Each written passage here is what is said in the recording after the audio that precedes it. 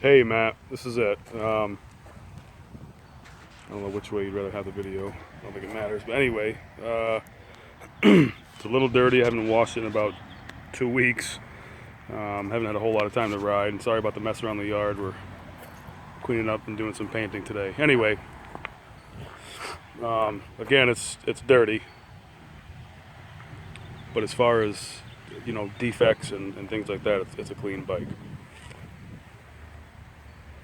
Trying to walk you around the whole thing here. See all the aftermarket parts, levers, mirrors, the belly pan, exhaust, axle sliders front and rear, frame sliders.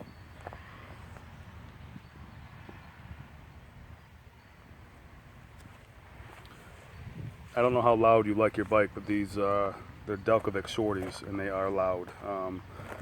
I like them loud, so it suits me, but I also have the Aero GP slip-ons that are in my storage unit. That stain on the seat, I don't know what it was from. It was there when I traded my Gixxer, so it never bothered me that much. I was gonna possibly have the seat reupholstered, but anyway,